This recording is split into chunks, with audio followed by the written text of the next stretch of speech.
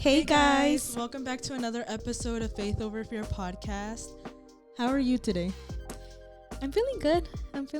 A little tired. Actually this weekend one of my closest friends got married, so congrats to Bonnie. So I am feeling a little bit tired, but feeling blessed, feeling good, and just excited to, be here. That's good. Yeah. How about you? How are you feeling? I feel really happy. I feel like recently God has been opening new doors for me and creating opportunities for me, and it's just really amazing to see how, we know God is faithful, but just like the way that he's been moving in my life recently, it's just so amazing that I'm like, wow, like he really is faithful, Right. Yeah. No, that's true. Like I feel like in where I am now, like the way that I'm seeing God move, it's like a whole different experience. But I feel like it can be kind of scary because I feel like right now I'm in a process of like him shifting things in my life. Yeah. You know what I mean? So I feel like it can be a little like scary. It can be a little like uncomfortable, but I like it because I feel like change is good. Even if it's good or bad, change is good. And I feel like this change it's a blessing. Yeah, it is. It can be scary though. Yeah. Also, yesterday there was a worship night, and it's literally crazy. Like, I didn't want to go, but I feel like I wanted to go. Like, I literally registered me and Valeria, and we were, but then like the day of, I was just kind of like, I don't feel like going. But we had already registered, and I knew that if I told Valeria that I didn't feel like going, we weren't going to go. So I didn't tell her. And so she got home from the gym, and that, like, I feel like I had like a really like chill day yesterday. I didn't do much of anything. So when she got home from the gym, she's like, "Are you going to shower?" And I was like, whatever, like trying to like not talk about it. Right. But she got in the shower and she got ready, and I was like, okay, like whatever. I got ready. And then we went to the worship night, and I was just sitting there, and I feel like on the way there, I kind of was crying because I was like thinking, I was like, you're so faithful, and I don't even want to go, like, because it's not a service, and I'm like, the point of worship nights is because we're going to worship you, and I was just like in this whole mentality, and I was crying in the car, and I was like, dang, like I should want to go, but I'm like, I was just in a funk. And then I get there, and I was just like worshiping God, and I just got on my knees and I started like praying, and I feel like he just like overfilled my cup, Yeah. and I was just like crying, and like I was having a whole moment. And then when I got up, I just got up so happy. Like I was so happy, and I was like, wow. Like I needed that moment. Right. Yeah. And I feel like sometimes we get really comfortable in our lives that we don't really, like, we're just comfortable that we don't realize that we need that time with God. Exactly. No, yeah. And isn't it crazy how that happens where it's like our body just doesn't want to go, but in those moments it's like you go and you see why, because it's like opposition, because it kind of reminds me of a service, but this was like many years ago that I just did not want to go. Like it was a rainy day. It was just a funky day in general. And I went to the wrong church because it was in Irving, how it's like MDV and like the net, so they're like right close to each other. For some reason the GPS took me to the other church, and I was like, what's going on? I even saw it empty, and I was like, okay, because I was there maybe like 45 minutes early, but I was like, even then, like the people that are organizing are already there, so I was like, okay, waited, but I was like, let me check, and I checked, and I was like, oh no, I'm in the wrong church. Luckily it was just minutes away. But the reason why I was upset and I wanted to go early because they had said that the parkings could be limited. That's why I was early. So I was like already in a funk. I was like, man, it's a rainy day, I'm super late, I don't know how the parking's going to be. And I was like, should I just go home? And that was the first time that I ever told that to myself. I was like, should I just go home? And I was like, whoa. But then I was like, no, like you're already here, whatever, just go. But I was already going in there with like a closed mind, like I was just like, I'm just gonna go just to go. But that night was such a powerful night. Like it was during the altar call, I received one of the most powerful words in my life, where I was like, till this day I still hold on to it. Wow. So it's just kind of crazy, where it's like, imagine if I would have listened to that funk, to those bad emotions, I would have not receive that, and I would not be able to hold on to that until this day, Yeah. so that it is kind of crazy how that happens, where it's like the days that you don't want to go but you choose to go, you choose God, is the days where it's Mm-hmm. like, wow, like the most blessed, and Yeah. I feel like this is a perfect way to kind of like rail into what we're talking Yeah. about. So if you want to Literally, she just said the yeah. whole title of the video. That's why I was cheesing. No, but yeah, it's crazy because I feel like it happens a lot. There's Mhm. a lot of times where we don't want to go. Mhm. But I feel like in my case, like it hadn't happened to me in a while. Right. Yeah. Yeah. But it is important to choose God. And that is the title of this week's episode is Choose God. And I feel like this can be approached in so many different areas. Like we can approach this subject through a lot of different viewpoints. Mhm. And I do want to give a little disclaimer. This video is like, if you're in a place where you've been following God and you've been faithful, and you're serious, this is like a video that's gonna like help you like level up, Mhm. like it's gonna be kind of like the next step to your walk. Yeah. I just want to say that there's a lot of times where, like we were talking about, there's times where we don't want to do things, like we don't want to go to church, we don't want to go to services, and I feel like in those moments when you do choose God, God has something for you, Mhm.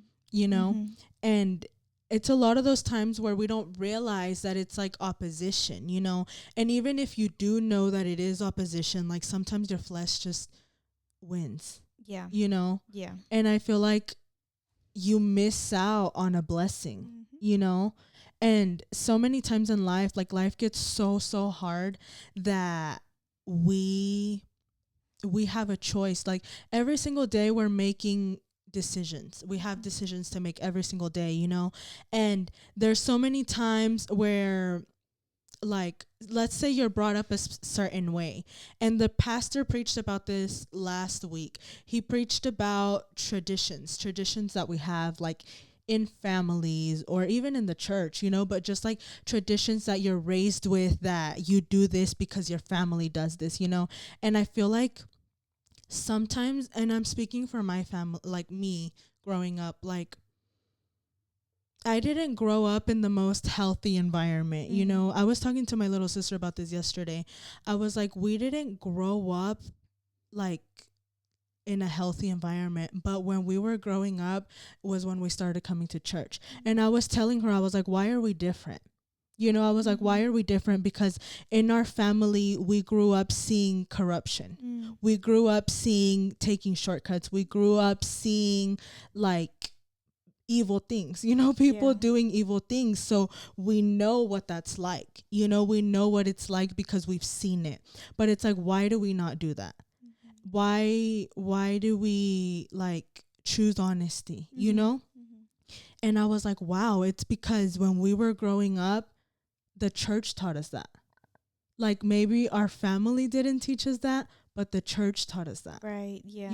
Yeah. Because we were little. We were Yeah. little. I was like probably like 5 and she was like 3, I think. Yeah. Yeah. And I'm like, wow, and it's such a blessing. It's such a privilege, but like growing up, we can be taught things like, and I feel like I said it in like 2 episodes ago, how purity has been in my heart a lot. Like God has been working in my heart, like in purity, and not just purity, like just the way we live our lives. Like there's so many times where we take shortcuts because it's like, oh, like if you go this way, it's easier, and I feel like sometimes opportunities are presented in our lives and they're like easy, and you're like, yeah, like let me take it, but something that the devil's gonna offer is gonna be everything you ever wanted. Right. It's gonna be easy. It's gonna be something you've ever wanted. I mean, everything you've ever wanted, and I'm just like in those moments we need to know, like when you're gonna do something for God, like there's gonna be opposition. You're gonna have to work for it, and you're gonna have to really want it, Yeah. That's the only way. Like that's how it's like from God. Mm-hmm. Because I mean, yes, when something is from God, it's going to be perfect, but it doesn't mean it's going to be easy. Yeah. No, yeah. Yeah. Yeah. And I don't know, we were just having this conversation, and I feel like it's just like really important to analyze how you're walking. When we have these decisions to make, ask yourself, and we said this a few episodes ago, like, what would Jesus do? Mm-hmm. But it's like so deep. Like, it's so deep, Yeah. like so many times we're so used to like doing people dirty because it benefits us, and it's something that we've done all our lives. So it's like, I'm just going to, like, it's all we know. It's a tradition, And it's funny because the pastor used an example on Sunday. He said that there was, I don't remember who it was, but someone, when they would when they would make the turkey for Thanksgiving, they would cut a piece of it off and put it in the oven. Mm-hmm. And then that her husband was like, why do you cut it? Like, what's the Right. point? And she's like, oh, my mom used to do it. And he's like, oh, okay. And then finally that they got together for Thanksgiving. I don't know if I'm saying the story right, but I'm getting like the main idea. They got together for Thanksgiving, and her husband asked her mom, oh, why do you cut the turkey? The turkey. Uh-huh. And then she's like, oh, it's because when we used to make the turkey back then, the ovens were smaller. So I would cut the piece of turkey so it could fit in the oven. And it's like, and he's like, that's how some of us are holding on to our traditions. Like, some of the traditions don't work. Right. Like, they're not necessary, Yeah. but we're holding on to them because we don't even know why. Yeah. Yeah, that makes perfect sense. I feel like whenever you were explaining that, a different way to see it was, for me, was like the opposite. Like, I grew up not knowing nothing about the church. You know what I mean? So it's like, I told this to my brothers, like, all three of us, we lived in the same household. So we lived kind of the same things, but in different ways, because like, I'm a woman and they're men. So it's different in a Hispanic household, for those who know. But where I'm trying to get to is that, unfortunately, based on growing up in a broken family, it took my brothers in a really bad route. And for me, it's what pushed me to God. So that's why it's just kind of crazy that, but keep in mind that all three of us have been given, because technically everyone is given the opportunity to seek God, for God to tell you, here I am. But it's up to us if we choose God or not, So that's why I told my mom, I was like, I feel very blessed that I had the courage to go against all of you guys, because none of them went to the church for me to say, I choose God. And that has led for me to have, to walk in a journey where those holes that, for example, were left or were created based on growing up in a broken household are filled. And I don't need anything from the world. I don't need alcohol. I don't need drugs. I don't need, validation. Am I perfect? Absolutely not. But it feels very beautiful that I got to choose God, and I got to avoid so many more things that could have possibly happened, And with my brothers, right now they're still in a journey where it's like, this could possibly help out more, and it's understandable. Like, I get it, because everyone is different, even though we did grow up, it caused different things, because I feel like all three of us were so different, but I feel like it just kind of comes to show where it's just like everybody has their timing maybe. But for me, like, the point is that I get to see how hard it is to choose God, because sometimes whenever you choose God, the enemy creeps in, And so once they choose, or they think like, okay, maybe this is it, the enemy creeps in, and then they're like, nah, never mind, because sometimes we think that whenever we choose God, is going to be a bed of roses, it's going to be like this perfect walk. The one time that I go to church, everything's gonna change, where it's like, no, that is just like a stepping stone to where you need to go. But whenever you travel, there's always going to be like, oh, you have to take a sharp turn, you have to, this and that, so that's why it's the same thing with God, where it's like, even though I chose God, it hasn't been like this perfect walk. It hasn't been this like, like perfect, like I guess like a perfect experience or easy experience. It's just been an experience where I have something to hold on to. I have someone to fall to. I have someone that I can reach out, and God's hand is right there to pull me out. I have someone that has filled those holes where it's like, things could be worse if I would choose things from the world. Yeah. And it's crazy because, like you were saying, when we choose God, we think it's going to be easy, but that's when it's like it's going to be hard, Yeah. like Yeah. because when you're trying to seek God, the devil leaves you alone. If you're in the world, or say you're not with God, you're indulging in everything that you like, that the world has to offer, the devil's not going to attack you right there, because that's where he wants you. He wants you there. He wants you comfortable. He wants you doing things that are not going to help you. But the moment that you try to take a step in the right direction, all hell's going to break loose.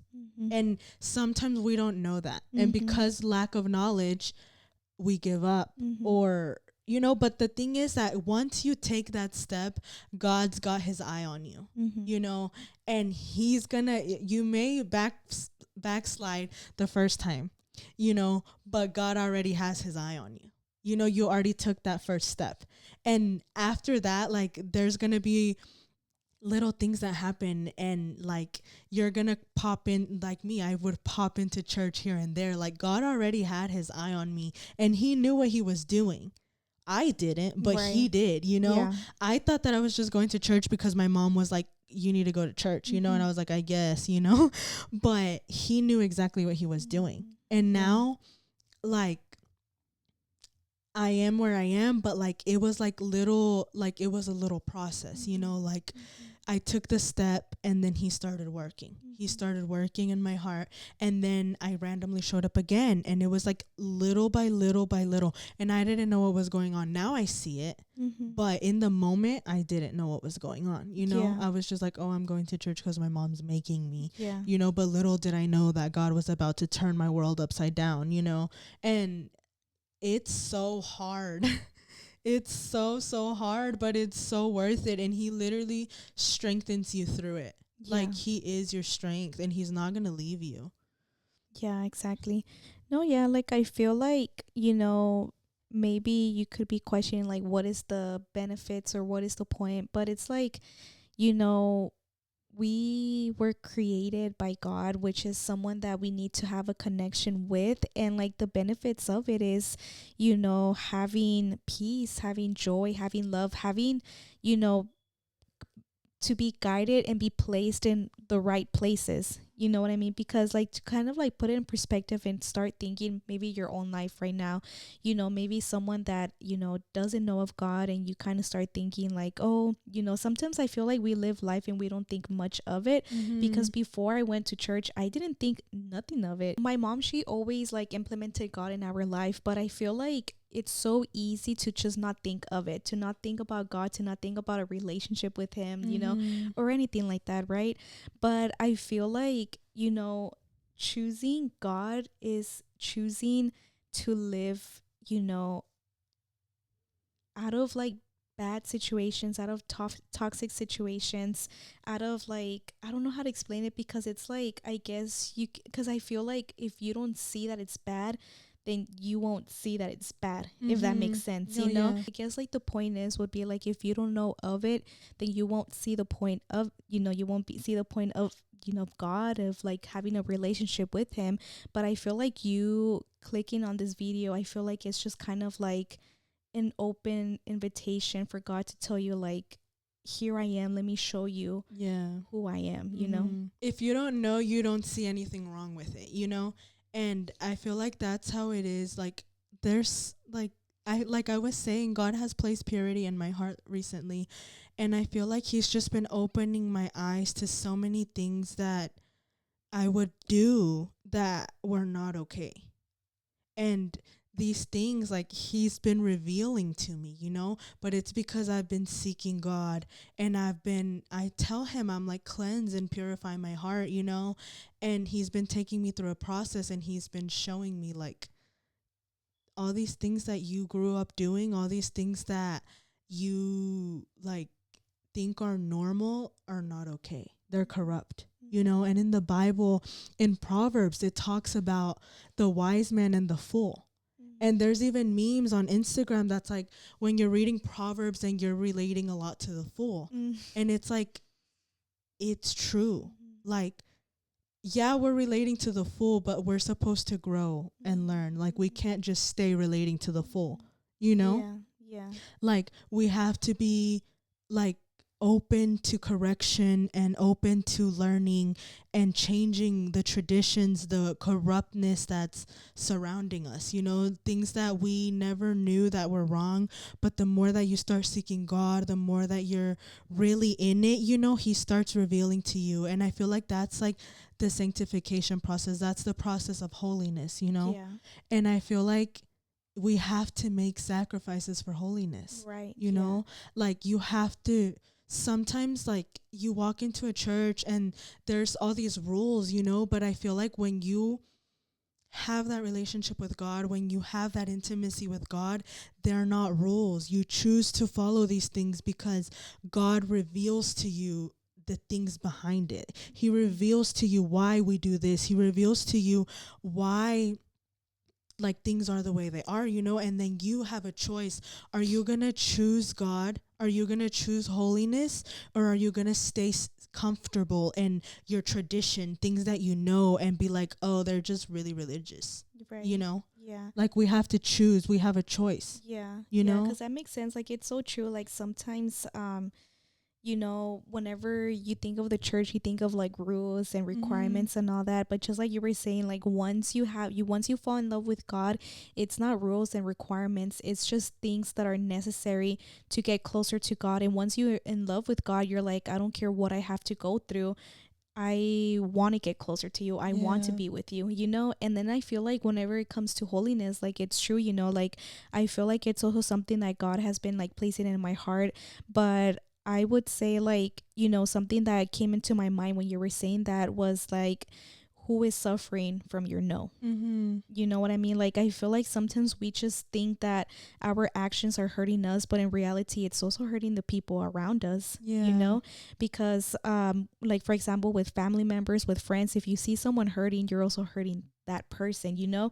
And then sometimes, like, you know, sometimes like our walk helps other people to get to know who God is. So that's why, like, whenever you don't choose to go that extra mile, someone can be hurting from that, you know? And I feel like also, going back a little bit, the people get hurt from the church because they try to implement those rules on people that don't know. You know? And I feel like when you're walking with God, like, God starts revealing to you, but just because God revealed to you does not mean that he revealed to the person that just walked into the church, you know? And I feel like sometimes that's when people get religious. That's when people are like, you have to do this, but it's like, no, like, God revealed it to you, you know? Like, now you pray and you with love be that example. Choose God and show people, live it, you know, so people can be like, oh, like, this is why, you know. God will reveal to them. A lot of the times we try to teach people on our own, and that's why people get hurt. That's why people leave the church and they're like, I don't want to go there. They just follow a whole bunch of rules, and it's like it's not our job to push these rules on people, you know. And I feel like that's where it gets a little like complicated, because when you're on fire for God and you're really excited for God, like, you want to tell the whole world, you know, but you have to be careful. Because you can't just go talking to someone like, oh, like, I'm doing this now because God like revealed it to me, like, you have to do that too. Like, you know, God convicts us according to where we are spiritually, you know, and we cannot expect. And I feel like that's where discernment and like wisdom comes in. You know, we need to be wise in when we're talking to people and discern, like, I cannot expect this from this person, you know, because I barely learned it. Like, I cannot expect someone that just walked into the church to be doing everything that I'm doing, because it's just not the same, you know? And that's what we forget. We forget the love sometimes. Because I technically, like, our only job is to, you know, tell people who God is. Just say about the gospel. Like Mm-hmm. like the focus is like, for them to not look at you, but for them to look at Jesus. Yeah. Like everything, that's like our whole purpose. Like everything that you say you do is testifying how good God is. And one of the Mm-hmm. best ways to do so is just saying your testimony, and that Yeah. will showcase how great God is, because the ship should be towards God and not about you. Because if you start saying like, oh well, I'm doing this, I'm doing that, you're making the person focus and be subconscious about like, oh, I'm not doing that, I'm not doing this, or Yeah. I don't want to do it.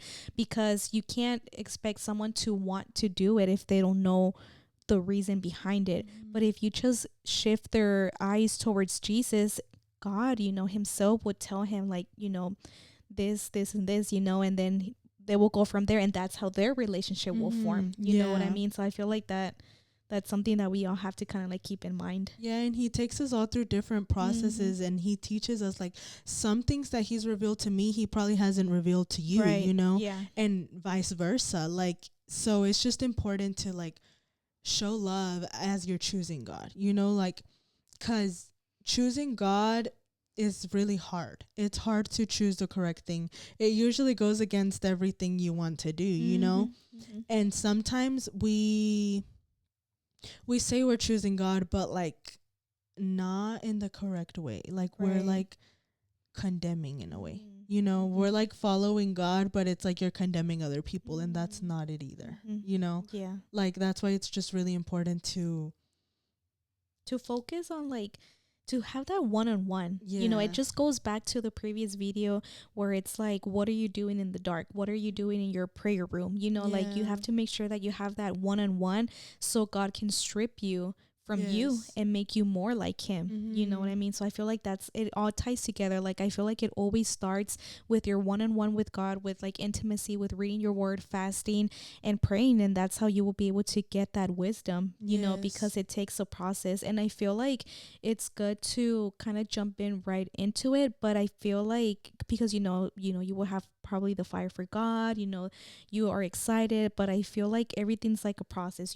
First study, first Yeah. analyze things, and then you can kind of like let God be like, okay, go for it, because you're going to be guided by God. Yes, and I feel like when you do all that, when somebody, because I feel like it happens a lot with like new believers, like babies, they get really on fire for God, and maybe like they were raised in the church, so they're used to these traditions, Yeah. and sometimes those babies are the ones hurting baby or Right. babies, Yeah. Yeah. so it's like if you start with this foundation, if you start with the one-on-one, like you have the strength and the wisdom to not let what's being said to you poison you, Yeah. to not let it push you away, Yeah. because you know what God says about you. Yeah. Like, so whatever they're saying like doesn't matter, because you know that you are a child of God. You Yeah. know that he knows you, Yeah. And I feel like I say that because that was my case. Like I built my relationship with God, and there was times where there was stuff being said, and I'm like yeah, it was like whatever, but like it didn't bother me because Mm. I knew who I was in Mm-hmm. Christ, Yeah. and Yeah. that's just really important. Like, Yeah. and the only way that you build that is like Yeah. through the one-on-one. That's so true, because like it's reminding me of my early stages of my walk, where slowly but surely, um people were kind of like leaving our church, and then it got to the point where the family that brought me in, and I kind of had to take a moment and be like, do I choose to leave because everyone is doing it? Like, do I want to do what everyone else is doing, or do I choose God? And in that moment I was like, or do I choose to stay, is what I was thinking in that moment. And it's just kind of like, well, it's because I've seen how great God is, and I want to know more of him. Like like Mm-hmm. it just kind of like, I had to go against everything. I had to go against about feeling comfortable having to go by myself with like no one. And it's just kind of like, in that moment I was like, no, I choose God. And then fast forward to now, like here I am, because of that one Yeah. small decision. Because sometimes we can be led by what are others doing, Mm-hmm. but if you like take a chance. And what got me to that point was because I feel like I've had so many instances with God or encounters with God, but it was in private moments. You know, I think I mentioned one when my testimony, whenever I was in my restroom floor crying, pouring out to God, saying that I can't do it, and it's whenever I physically felt Him. And that was in a private moment. It wasn't in a church. It wasn't in a public outing. And that's why we encourage you, you know, go to those private moments, because that's what the most, imagine if I didn't have that encounter, would I have would I have chosen God? Would I even be here? You know what I mean? So that's why like those private moments are super important. And the private moments are literally choosing God, because there's times where I don't want to read. There's times where I don't want to pray, you know, but you have to choose. You have to choose Him, you know? And that's like, we have to wake up and choose Him every single day. Exactly. You know? And also like choose the sacrifice that comes with it, because I feel like with anything, like let's say like even working out, like it's you choose to work out, right? But it comes with having to organize your schedule, has to, you know, do heavy, you know, workouts, has to, you know, the next day you wake up sore. Like there's a process with working out, and it's the same thing with church. Okay, you're like, I choose God. Now I have to choose to organize my schedule to go to church. I choose to organize my time so I can have that prayer moment, to read the Bible. I have to choose to not eat breakfast and wake up at a certain time because I want to fast. You know what I mean? So that's why like everything in life requires for you to do sacrifice. So once you choose God, you have to choose what comes with it, which is sacrifice, you know? So if you put that in your perspective where it's like everything is a sacrifice, then you will see like, okay, if this sacrifice is going to take me to God, then let's do it, you know, because it's going to, like my pastor says, whenever you're going to church, the only one that's benefit is you. You know what I mean? It's reminding me of something I saw last night. Hopefully I can find it. I remember I saved it because I'm like, I'm going to need this, you know? But it always happens where you're looking and exactly you can't find it. No, it's coming. Give me a second. Let me see. I'm going to read this caption. It says, when did we begin to equate power, fame, and personal fulfillment with God's blessing? Isn't that precisely what the devil offered Jesus in the wilderness? A feast without the cup of suffering, a crown without the thorns, a kingdom without the cross. We often think the enemy's greatest weapons are catastrophic attacks, but more subtly and insidiously, they come disguised as us getting exactly what we want. When we want, wait, hold on, let me go back. A kingdom without the cross, okay. We often think the enemy's greatest weapons are catastrophic attacks, but more subtly and insidiously, they come disguised as us getting exactly what we want when we want it. Sounds nice, doesn't it? We all love a cheat code or a new hack, but when it comes to being healthy and whole in the kingdom, there's no spiritual Ozempic. There's a cross with my name on it, and one for you too. Jesus offers us a mustard seed while the enemy tempts us with a shade of something that seems fully grown. Yet fruit that remains takes time to grow. Forbidden fruit looks sweet, but it's toxic. The man blamed the woman and the woman blamed the serpent, but don't forget Adam and Eve had the authority and they gave it away. And that's literally proof that like we have to suffer. Like, we want things handed to us. We want the easy way out. We want the cheat way. We want the new hack, you know? But that's not what it is. Like, we have to suffer for it, you know? Yeah. And you were saying, like, you have to be willing to sacrifice, you know? And I know it doesn't sound like, oh, you have to suffer, you know? Right. But it's worth it. Yeah. Like, when Jesus comes back, we're going to be in eternal life with him, you know?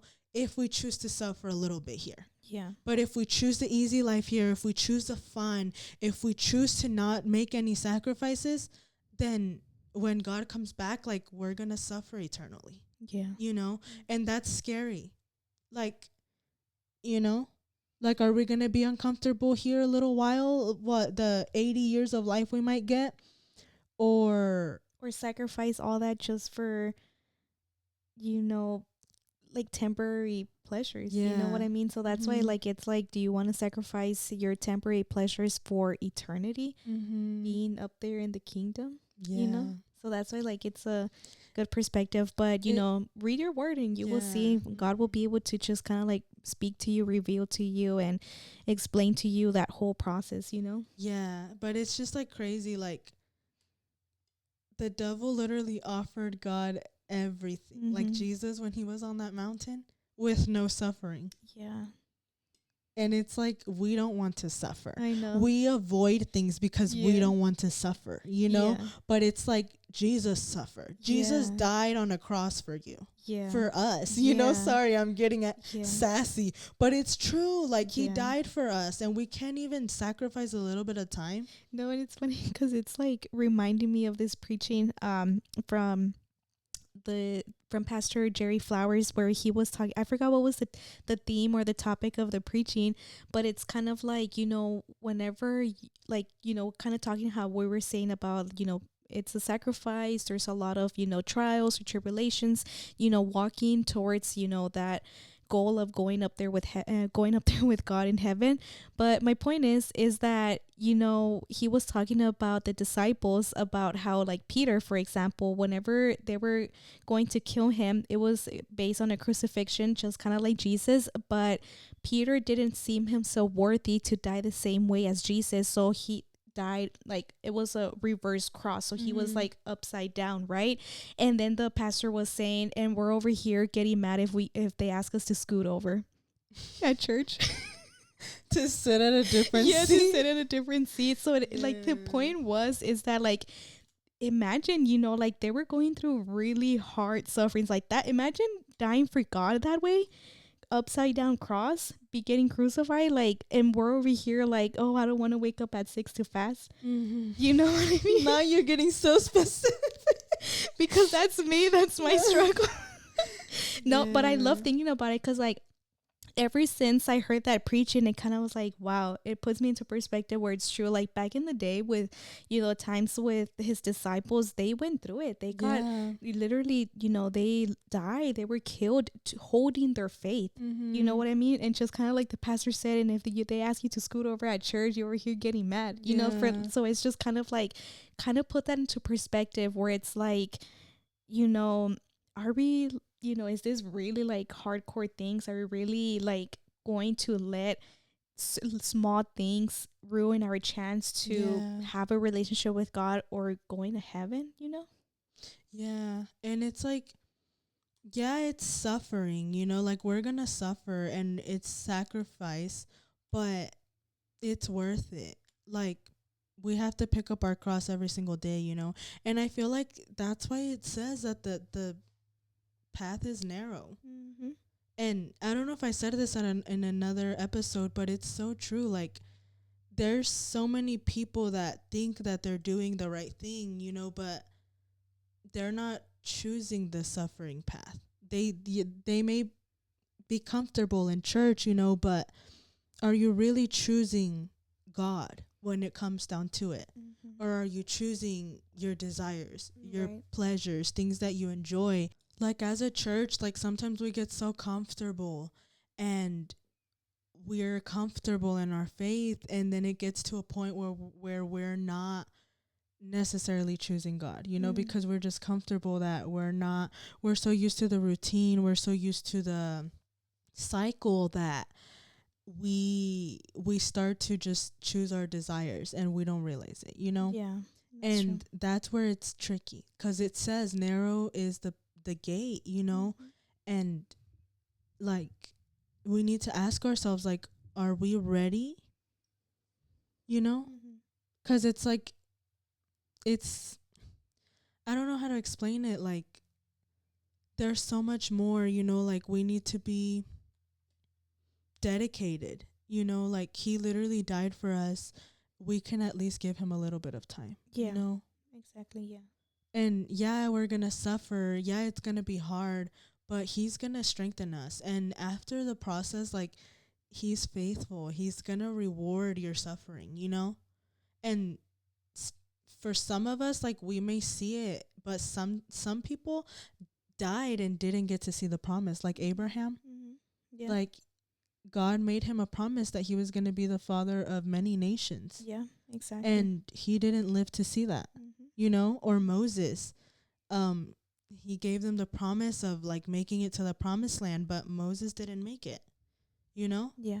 And it's like one way or another, like God is faithful. He's gonna see your work. He's gonna see you choosing him, and he's gonna reward you, but some, like, we may see it or we may not, but we just have to trust that he's gonna reward your faithfulness, because he is faithful. Like, if you think you're faithful, like, he is actually faithful. Yeah. Because we slack. We do. I slack. Yeah, Like, I same. was literally telling Eileen that, like, I had been struggling with fasting and I thought I was fine, but then there was moments where the devil was just taking control of my mind. Like, he would just plant a little seed of doubt, and then there I was getting distracted in it because I wasn't fasted up. Yeah. I wasn't equipped for that seed of doubt. Yeah. So then I started doubting, and I'm like, well, is the podcast even good? Like all these little things. And I'm like, now, I mean, obviously, like, I got it together and I'm fasted up this week, and I'm like, okay, we're going, but it's like these things, like, if you don't do them, like, it's just easy to not see it, Yeah, exactly. No, yeah. And then, like, you may ask yourself, like, why do we have to choose? Like, why is this something where we're like, oh, we have to go through trials and tribulations? Because, God wants a relationship. He doesn't want anything forced, because you may think, like, why can he just, like, make us want to be with him? But because he wants something genuine. He wants something where it's like, they're choosing me, like, he wants to have that connection with you. And so that's why, like, he wants something where it's like, choose him.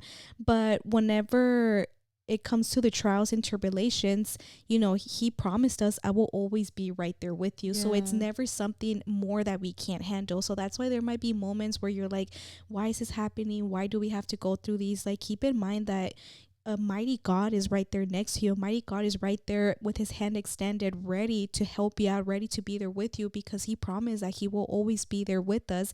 And then also, like, he will never give you anything more that you can handle. And he knows our strength, and he also knows, like, how he knows our strength, and he's also our strength as well. That's why he made it this way, where it's like, we have to make a decision. Are we going to have a genuine relationship with him, and nothing by force? That's why, like, it's very important to have, like, independent faith. And that's why it says salvation is individual, because no one can help you out beside only you can help yourself out to be able to have that connection with God. Yeah, and like, he is with us, like, we have to choose to be with him.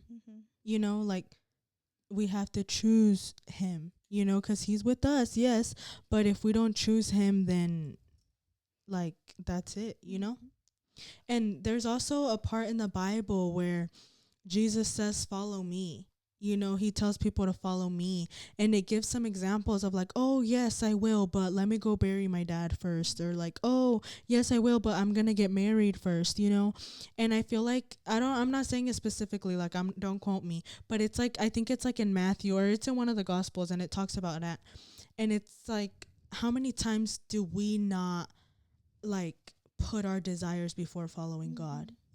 Right. And it's not that God is against you burying your father or getting married.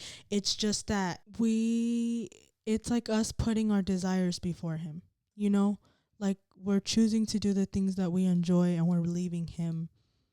Like, and he says, follow me, like, stop doing what you're doing and put me first, And I feel like that's where it's like, we need to reflect and be like, am I putting God first? Yeah. Because, like, it literally gives a perfect example, and these are serious matters. Like, he was burying his family member, or they were getting married, but I feel like even us in our life now, like, little things that don't even matter, we're, like, putting before God. Exactly. That's a good way to put it. Really good way to think about it, where it's like, he's not saying don't do these things, but it's like, choose me first. Because he's the one that provides. Like, if you choose him first, he's the one that helps you with your family. He's the one that helps you in your finances. He's the one that can do it all. So that's why he's telling you, connect with the person that can connect with the creator of everything. that's how you will be able to have all these things, you know. But sometimes, like, you know, Crystal said, we try to go the easy route, we try to do this, we try to do that, and the enemy deceives us. And so we think that our way is the best way by, you know, he tries to blind us and make us think like we need to disconnect from him so we can get what we want. But in reality, what we want is in what is best for us. Yeah, You know? that's true. Yeah, but with that being said, you guys, this is the end of the episode. I really hope that you guys learned something from this episode, and I hope that it pushes you to seek God first, to choose God when life is difficult or when you have to make decisions, you know, like choose God. He's always going to be with you no matter what, you know, and he's always ready for you with arms wide open. So remember that. Remember that he's always there and that you can always turn to him whenever you're ready. I hope you guys enjoy this episode.